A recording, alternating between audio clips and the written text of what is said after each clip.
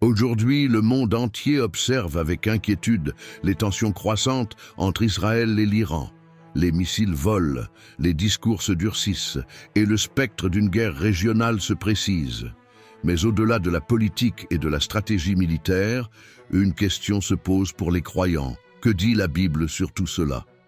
Et ces événements sont-ils le reflet d'une prophétie oubliée? Prenons le temps d'un regard catholique, sérieux, sur ces événements. À la lumière de l'Écriture sainte, laissez un like et abonnez-vous. Depuis plusieurs années, l'Iran soutient des groupes armés hostiles à Israël, le Hezbollah au Liban, le Hamas dans la bande de Gaza et d'autres milices en Syrie ou en Irak. De son côté, Israël mène régulièrement des frappes ciblées pour affaiblir ses forces. Mais depuis 2024, les tensions ont franchi un seuil. Drones, cyberattaques, bombardements, menaces nucléaires. Le Moyen-Orient est sur une ligne de crête. Et le monde retient son souffle.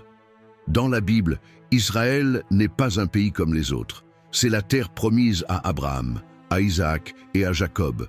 Une terre bénie, mais aussi le théâtre de nombreux conflits. Dieu dit à Abraham dans la Genèse, « Je bénirai ceux qui te béniront, je maudirai ceux qui te maudiront. » Israël, c'est le peuple choisi, mais aussi souvent persécuté. Les prophètes, les rois, les exils, les guerres, tout converge vers cette petite terre, chargée d'histoire et de mystère. Le mot « Iran » n'existe pas dans la Bible, mais son ancien nom, la Perse, y apparaît clairement. Dans le livre de Daniel, un ange révèle que le prince de Perse retient l'action divine dans une lutte spirituelle invisible.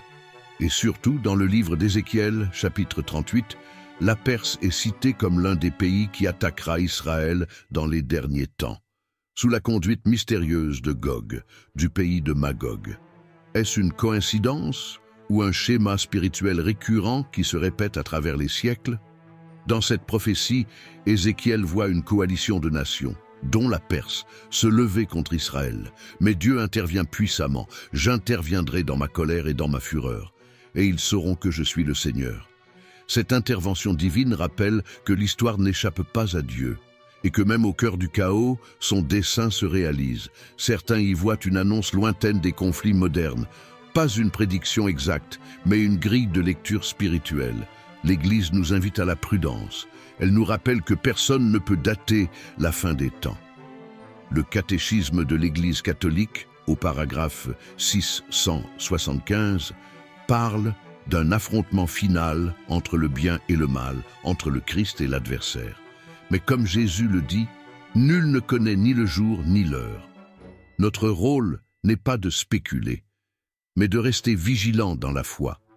Ce que nous vivons n'est peut-être pas la fin, mais c'est un appel à la conversion, un rappel que ce monde est fragile et que notre salut ne viendra ni des armes ni des alliances humaines, mais de notre fidélité au Christ.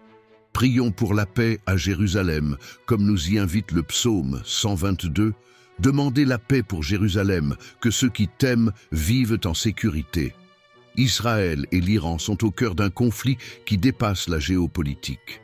La Bible, sans donner de date, éclaire les dynamiques spirituelles à l'œuvre. Le combat entre la lumière et les ténèbres, le peuple de Dieu assiégé, et la promesse que, jusqu'à la fin, Dieu restera fidèle. Restons donc éveillés, enracinés dans la prière, et tournés vers celui qui est le prince de la paix.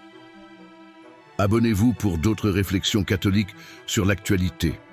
Et surtout, n'arrêtons jamais de prier pour la paix.